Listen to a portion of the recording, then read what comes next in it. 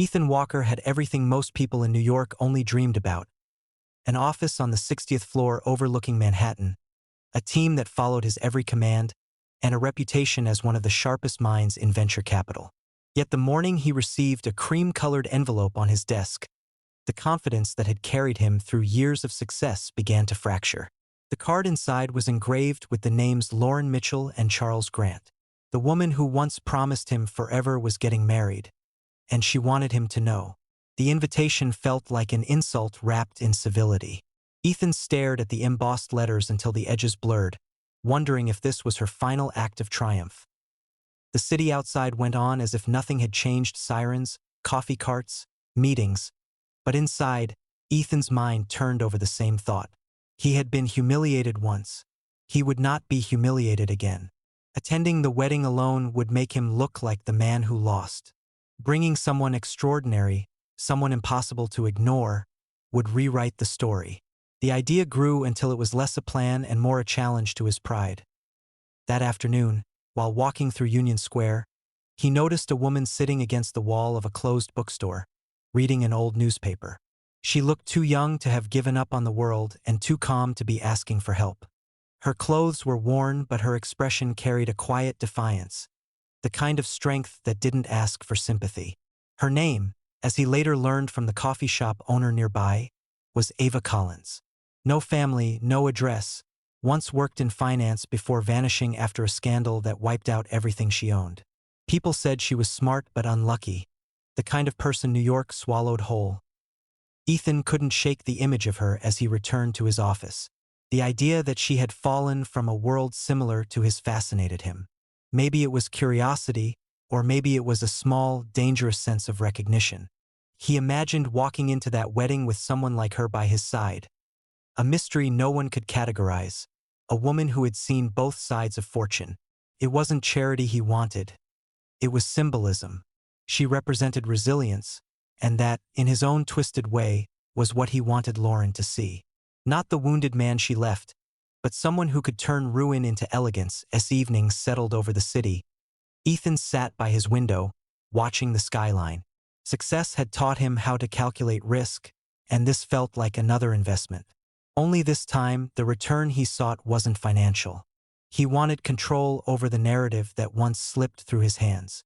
He began searching online for her name, tracing fragments of an old career. Internships on Wall Street, brief mentions in corporate directories, a promising analyst who disappeared after her father's company collapsed under fraud allegations. Her story was buried beneath years of digital dust, but enough remained to tell him she hadn't always lived on the streets. Something had broken, and she'd chosen to vanish rather than beg for restoration. The next morning, while colleagues discussed quarterly reports, Ethan's focus drifted elsewhere. He thought about how fragile success really was, how quickly a single misstep could erase years of certainty. Ava Collins was proof of that, and somehow that truth made him want to know her more. Maybe she reminded him of what he feared: becoming irrelevant, discarded by the same circles that once applauded him. Maybe that was why he decided she would be the one. Not because of pity, but because she was the kind of person who refused to look defeated. By the time dusk painted the city in gold, Ethan had made up his mind. He would find her again, not to save her, but to rewrite his own story through hers. The invitation on his desk no longer mocked him. It was an opportunity. Somewhere between pride and curiosity, he began to imagine what would happen when he walked into that ballroom with Ava Collins beside him. Somewhere inside, beneath ambition and resentment, a small spark of conscience flickered. He wasn't sure if it was hope or danger. Either way, he knew the moment he met her again, everything about his plan, and perhaps about himself, would begin to change. 2 days later, Ethan found Ava again near the same corner, this time sitting quietly outside a small grocery store. She looked exactly as he remembered, distant but alert, as if she saw everything and judged nothing. He introduced himself without preamble and offered her a chance that sounded almost absurd. She listened, skeptical, and after a long pause, agreed. Not because she trusted him, but because curiosity had always been stronger than caution. By evening, they were in his car, heading uptown to a place she hadn't seen in years. a salon known for transforming reputations as much as appearances. Ethan's connections opened doors quickly. Within an hour, a team of stylists had gathered, moving with the precision of people used to serving the city's elite. Ava didn't resist any of it. She sat still while they made their plans, responding to questions with quiet indifference. Ethan watched from a distance, realizing he had expected her to be overwhelmed, maybe even grateful. Instead, she treated the moment as if she'd been there before, as if all of it was a memory she had simply put away for a while. When the work was done, the woman who emerged no longer looked like the one he had met on the street. Yet her expression hadn't changed. The world around her might have shifted, but she hadn't surrendered to it. Ethan didn't know what to make of the feeling that followed. For a man who measured success by control, her calmness unsettled him. He had wanted to create an illusion, but Ava carried herself as though she didn't need one. On the drive back, the silence between them wasn't awkward. It was heavy with something unspoken, something that made him question his motives. He caught himself wondering what she was thinking, but she offered no clue. When the car pulled up in front of the hotel where the wedding would take place, she looked out at the city lights as if she'd seen them 1,000 times before. For the first time in years, Ethan felt uncertain about his own plan. The next evening, the event drew every influential name in New York. Inside the grand ballroom, the air was filled with the kind of polite arrogance that always followed wealth. Ethan arrived on time, his presence drawing attention as expected. But when Ava stepped out beside him, the attention shifted entirely. Conversations faltered, whispers began. She didn't flinch. Her posture, her composure, even the faint trace of indifference in her expression made it clear she belonged there. No one could place her, but everyone wanted to know who she was. Ethan led her through the crowd, aware of every curious glance that followed. Lauren noticed them almost instantly. She was standing with her new husband, surrounded by photographers, when she saw Ethan across the room. The practiced smile on her face faltered for just a second. She recognized power when she saw it, and tonight it wasn't hers. Ava's presence beside Ethan drew attention that Lauren had expected for herself. When Ethan approached to offer formal congratulations, Lauren recovered her composure, but not her certainty. Ava greeted her with measured politeness, introducing herself without hesitation. For a moment, Lauren searched her memory, trying to place the name, but it slipped away like something she didn't want to remember. The small exchange was enough to shift the energy in the room. Guests began to talk. Who was the woman with Ethan Walker? Where had she come from? Why did Lauren seem so tense? Ethan remained composed, satisfied that his message had been delivered without a single word of confrontation. Yet as the evening unfolded, he realized Ava didn't need guidance. She moved easily through the crowd, conversing with investors, journalists, and executives, blending into their world as if she'd never left it. Every sentence she spoke carried quiet authority, and people listened.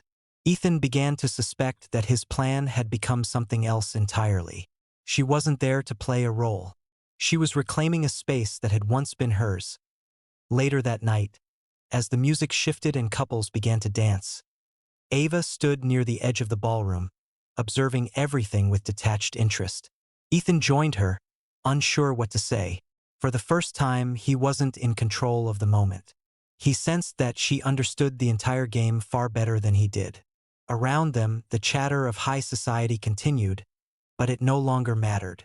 The purpose that had driven him to bring her here was fading, replaced by a curiosity he couldn't explain.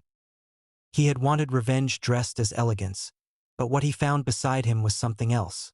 A woman who had fallen from power and still carried herself as if nothing could take her dignity away.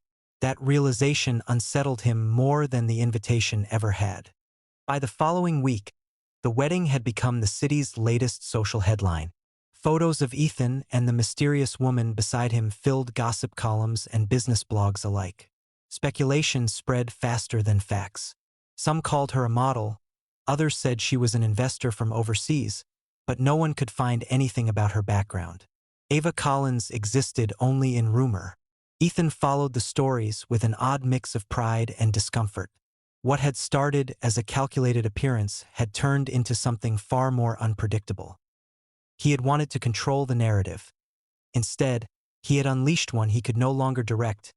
Within his circle, colleagues whispered about how composed she had been, how easily she had spoken to people twice her age and status. Investors who had once ignored Ethan now reached out, eager to reconnect. The irony wasn't lost on him. For years, his success had been measured by numbers, yet a single woman with no documented history had done more for his reputation than any deal he had ever closed. Still, beneath the professional satisfaction was a growing sense of curiosity that refused to settle. He couldn't stop thinking about the way she had handled herself at the wedding. The subtle assurance, the quiet confidence, the way she'd said just enough to keep everyone wondering. She had turned a social event into a chess match and somehow walked away with the board still hers. Ethan had dealt with countless negotiators, CEOs, and investors, but none of them had ever managed to keep him guessing the way she did.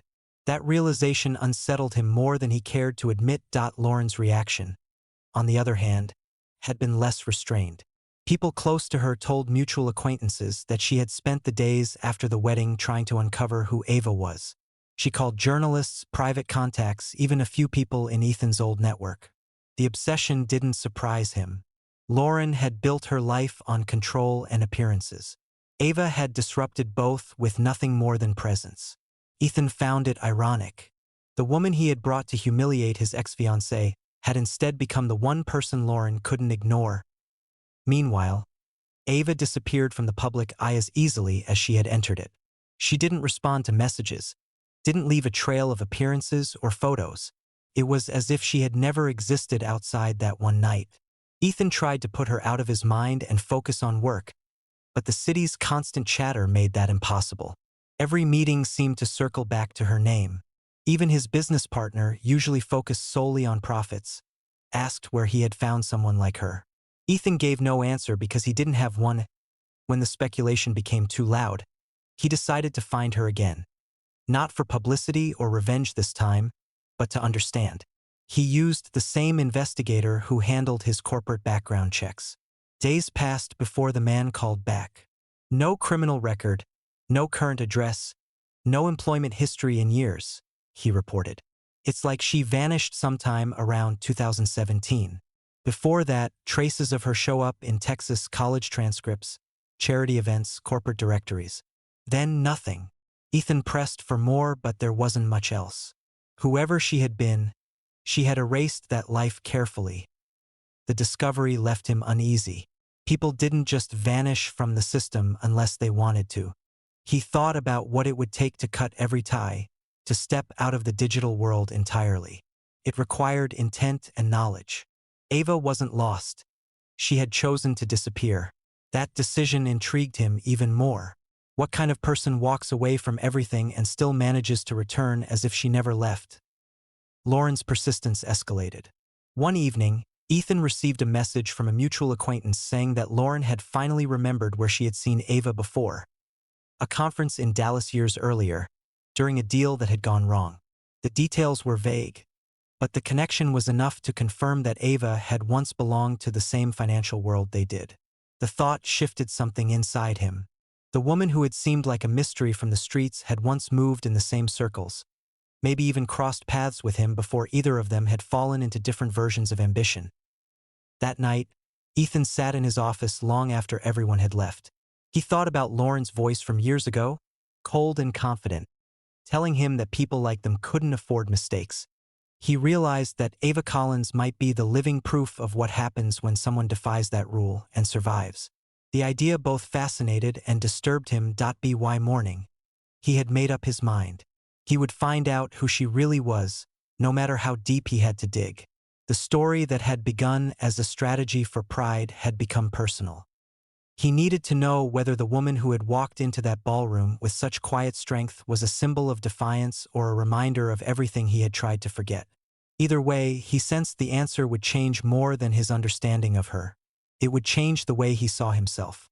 The report arrived on a Tuesday morning, a slim envelope on Ethan's desk marked confidential. Inside were printed pages, names, and records that pieced together the fragments of Ava Collins's past.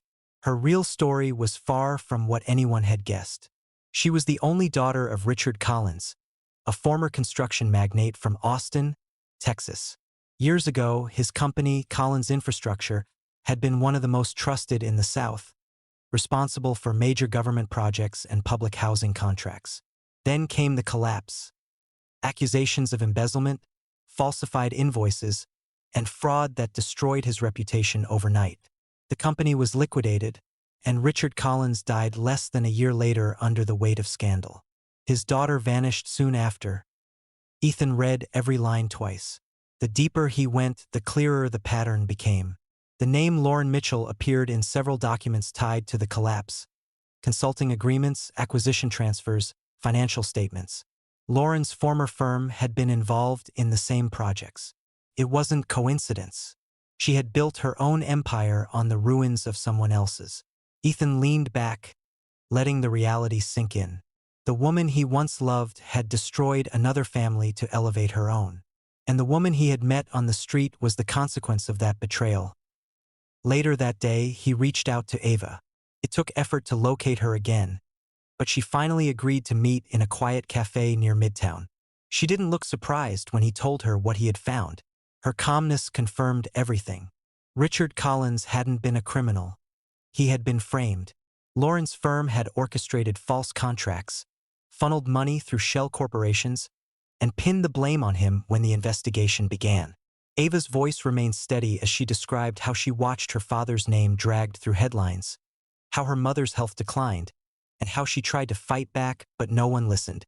When everything was gone, her home, her education, her future, she walked away from that world entirely. Ethan listened without interruption. Each word felt like a mirror held to his own past choices. He had spent years defending the same system that had destroyed people like her. Now he saw it from the other side. The image of her at the wedding replayed in his mind. The composure, the confidence, the refusal to bend. It wasn't arrogance, it was survival. Ava had learned to wear silence as armor. When she finished, Ethan asked what she planned to do next. She said she didn't know, but she wouldn't run anymore. He could tell she meant it. There was no revenge in her tone, just a sense of unfinished truth. He told her about the documents linking Lauren to the fraud. For a long time, she said nothing.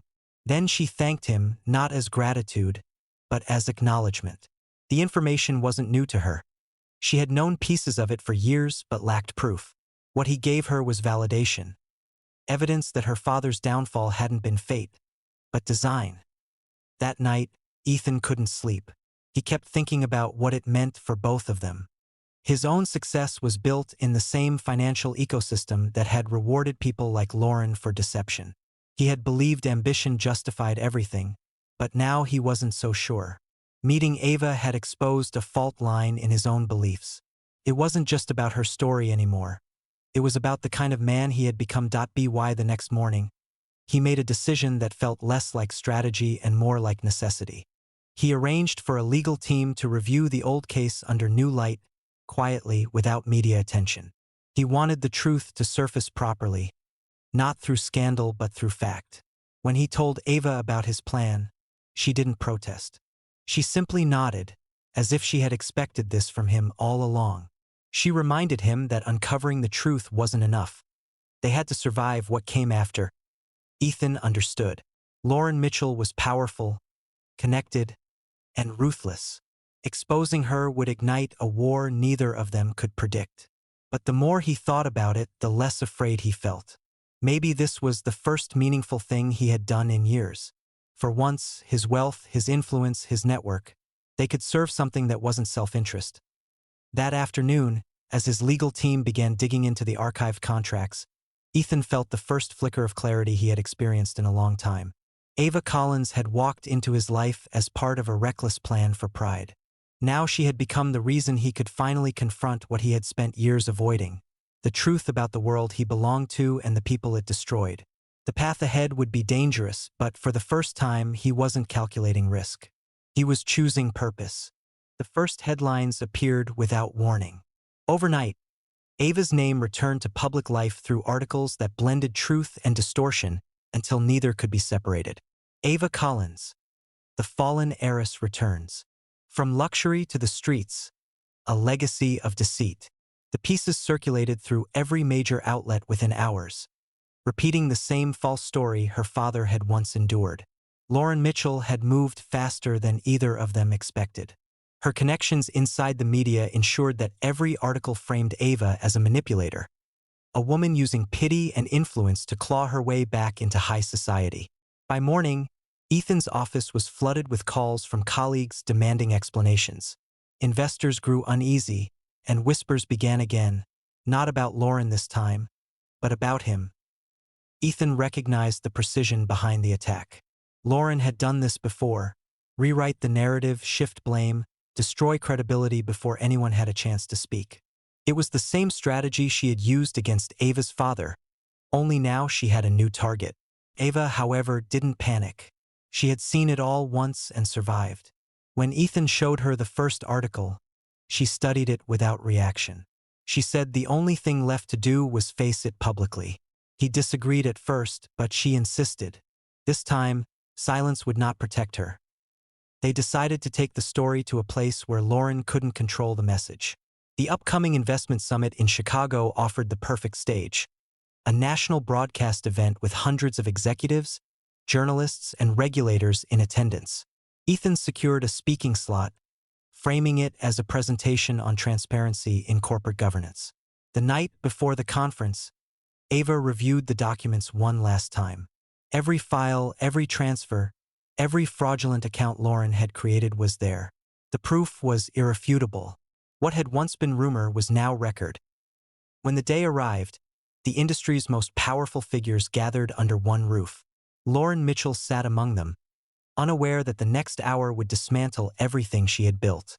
Ethan opened the session with a calm summary of his company's commitment to ethical investment. Then he handed the microphone to Ava. Her introduction was met with quiet confusion. Some recognized her name, recalling the morning's headlines.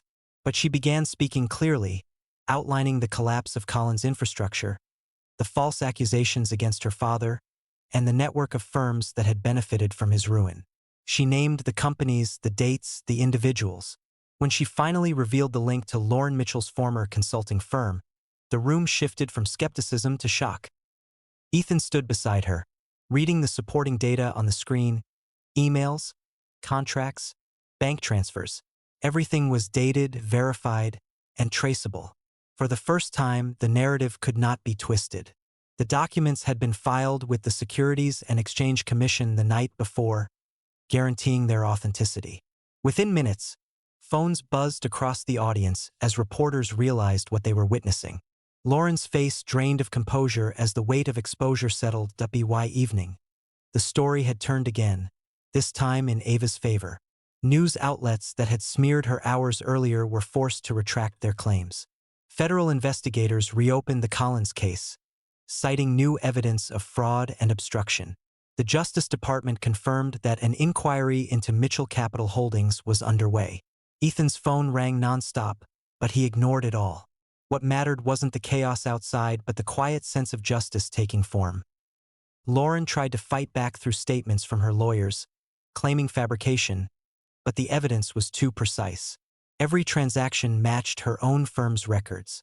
When a whistleblower came forward, a former accountant who verified the falsified invoices, her defense began to crumble. Within days, arrest warrants were issued. The same media that once praised her for her influence now called her the face of corporate greed. Ava didn't celebrate. She simply watched the coverage with the kind of quiet exhaustion that comes after years of struggle. For her, it wasn't victory. It was closure. Ethan stayed close, shielding her from the renewed flood of attention. Reporters camped outside their offices. Analysts speculated about the implications, and investors scrambled to distance themselves from Lauren's empire. But amid the chaos, something had shifted inside both of them. For Ethan, the world no longer looked like numbers and opportunities. It looked like accountability. For Ava, it wasn't about reclaiming her father's name anymore. It was about ensuring no one else could be silenced the way he had been. That night, as news broke of Lauren Mitchell's arrest for securities fraud and money laundering, the message spread through every channel. The woman who had built her career on destruction was finally undone by the truth she thought she had buried. Ethan received one last call from an associate who had attended the conference. "You didn't just expose her," the man said. "You changed the game." Ethan didn't respond. He knew change came with cost, and they had both paid theirs. For Ava, it meant peace. For him, it meant finally using his power for something that mattered. And for Lauren, it meant the end of an empire built on lies.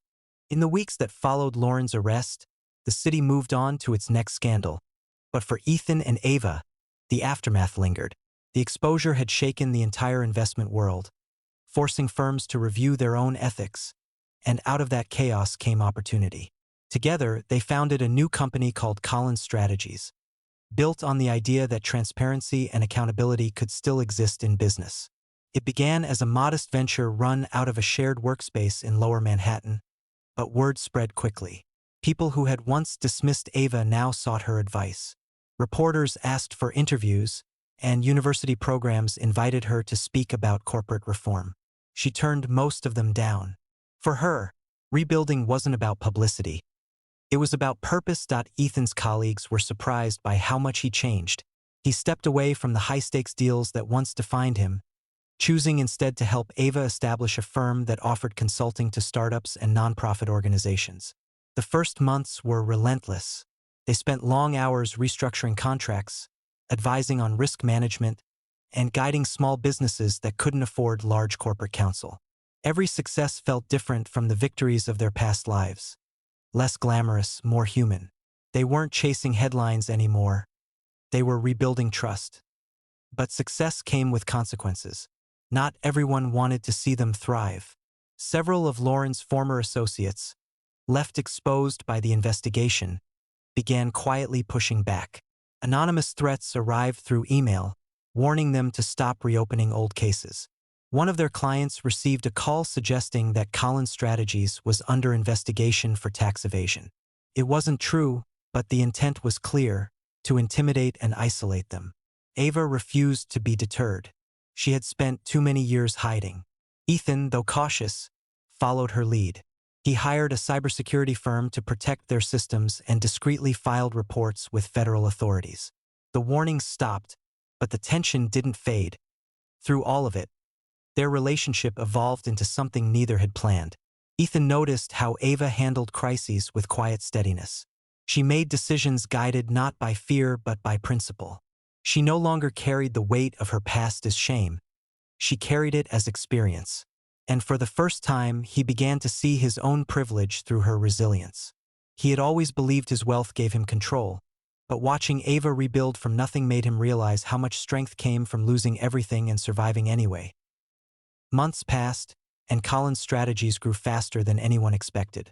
They opened offices in San Francisco and Denver, attracting investors who believed in ethical entrepreneurship.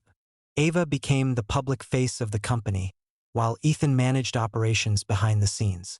The media labeled her the woman who rewrote Wall Street, though she laughed every time she heard it. The irony wasn't lost on her. She hadn't rewritten anything. She had simply refused to accept the way things were. Ethan admired that, even when it put her at odds with people in power. During a conference in Los Angeles, Ava encountered an old rival of Lauren's who tried to exploit her newfound influence. The man hinted that he could secure larger contracts for Collins Strategies in exchange for silence about uncomfortable connections from her past. She declined and ended the conversation immediately, but the threat made Ethan furious. When he confronted the man privately afterward, he made it clear that any attempt to harm Ava's reputation would be met with full legal force. The man backed off, but the moment revealed something deeper about Ethan. His protectiveness had nothing to do with business anymore. It was personal. Later that year, as they prepared for another expansion, Ava surprised Ethan with an announcement. She wanted to establish a nonprofit branch of Collins Strategies dedicated to mentoring young women in finance.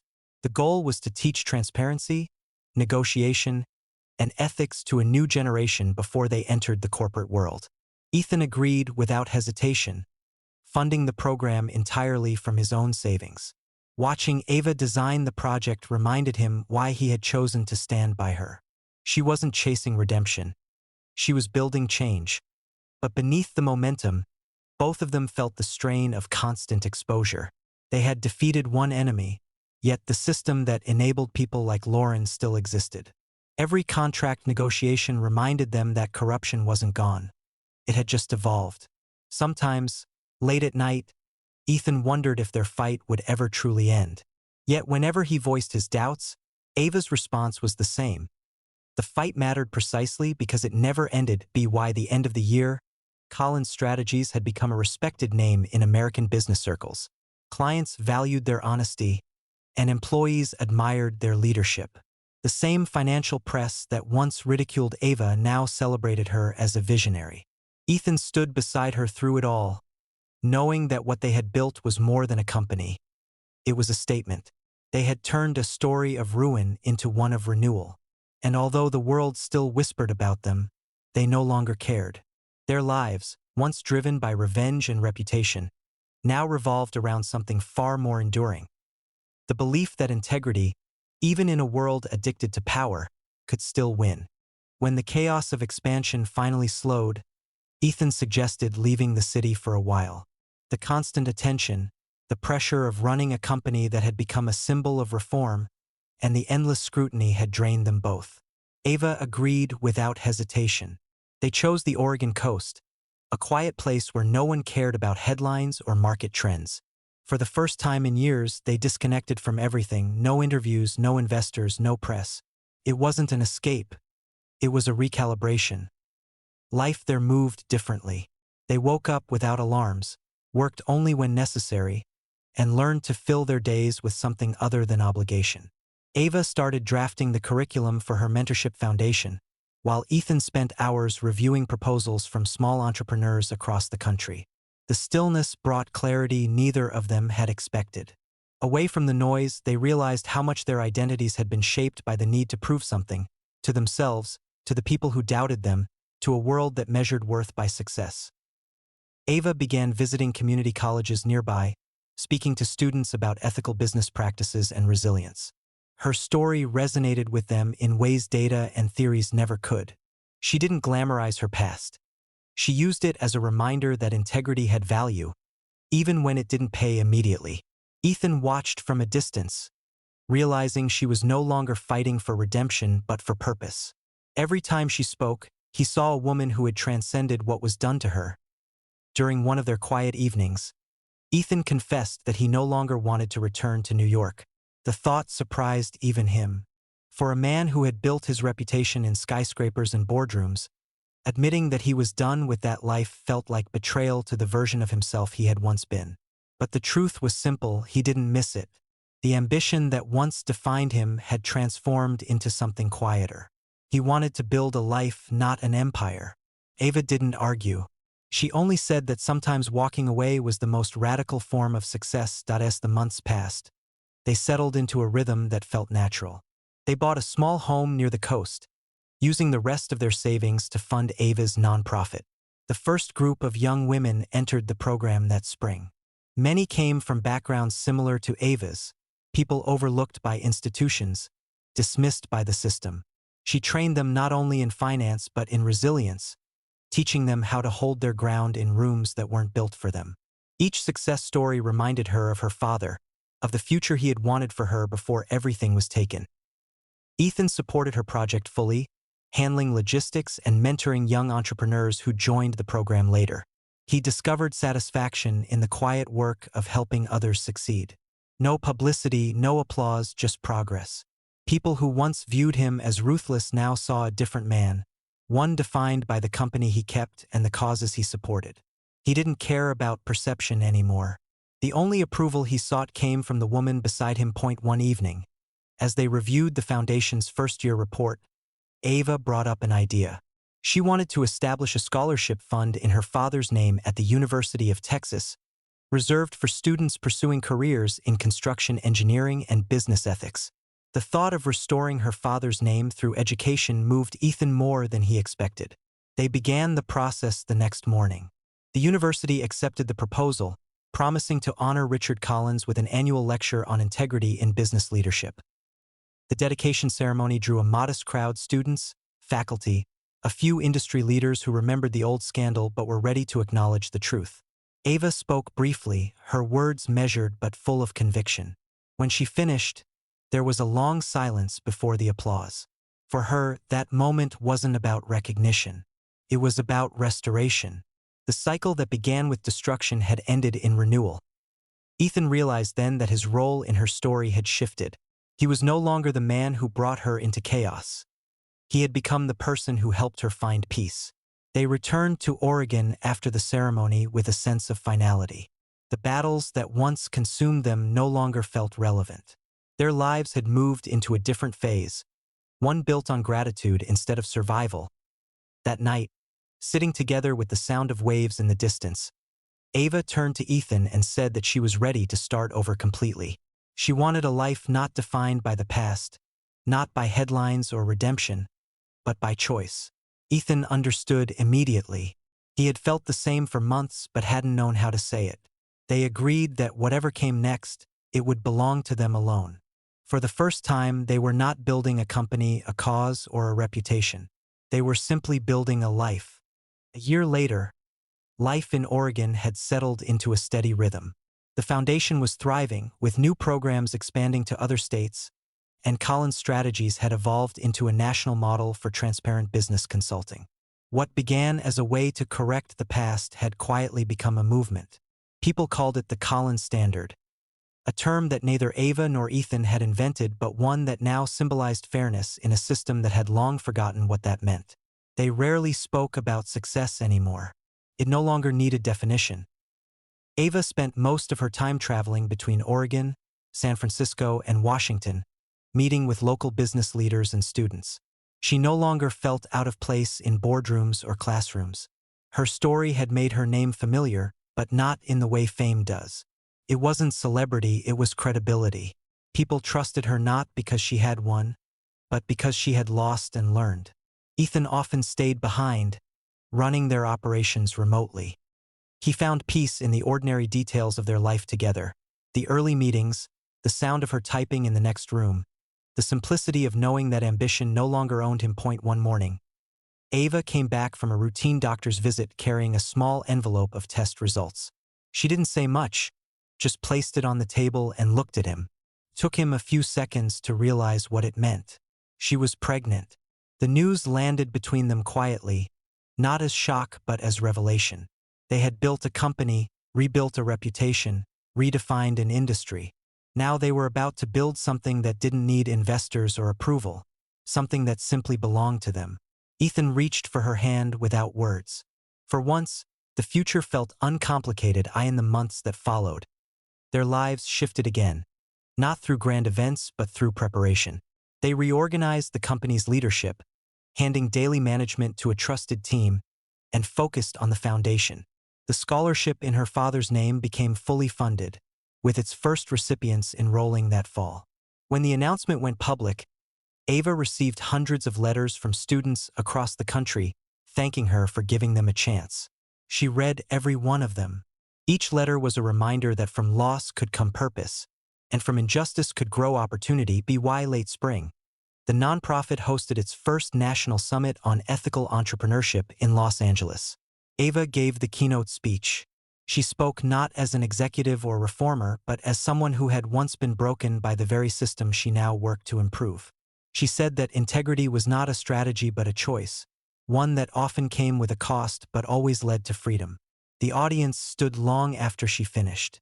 Among them were reporters, investors, and young entrepreneurs, some chasing wealth, some searching for meaning, but all of them understood that they were hearing something rarely spoken in that world: sincerity. Back in Oregon, as the due date approached, their home became quieter.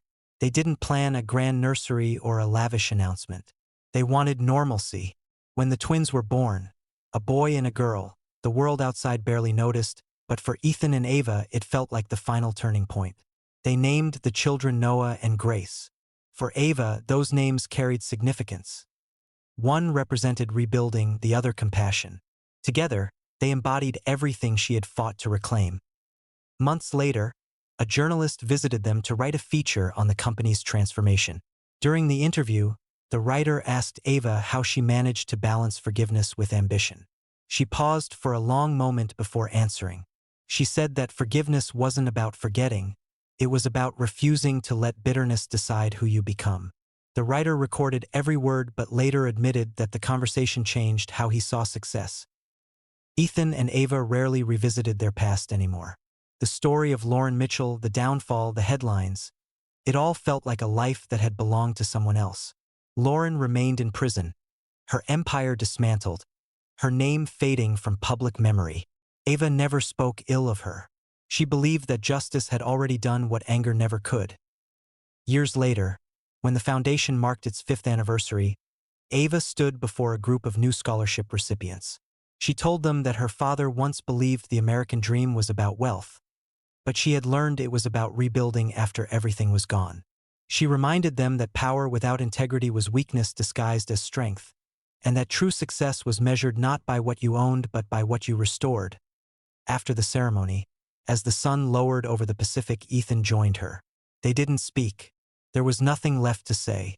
Around them, laughter and conversation filled the air, the sound of new beginnings that no longer needed their guidance. They had done their part. In the end, their story became more than a tale of redemption. It was a quiet lesson about endurance, the kind that outlasts scandal, pride, and fear. They had learned that the real legacy anyone leaves behind isn't wealth or recognition but the proof that decency still matters. Long after the headlines faded, the Collins Standard remained, not as a company policy but as a reminder that honesty, once chosen, can outlive everything else. Thank you for taking the time to listen to today's story. Every story we share carries a message, but this one reminds us that redemption and kindness can grow even from the darkest moments. Life rarely unfolds the way we expect, yet every fall gives us a chance to rise differently, to rebuild with purpose, to forgive without forgetting, and to choose integrity when it's the hardest thing to do. Ethan and Ava's journey isn't just about success or revenge.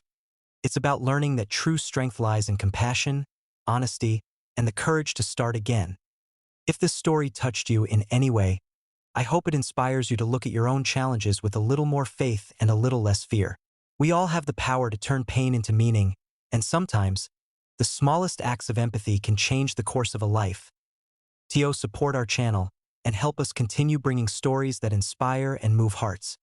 Please take a moment to press the like button, share your thoughts in the comments below, and subscribe to the channel. Your engagement means more than numbers. It's what keeps these stories alive and helps us reach others who might need a reminder of hope. Thank you again for being part of this journey with us.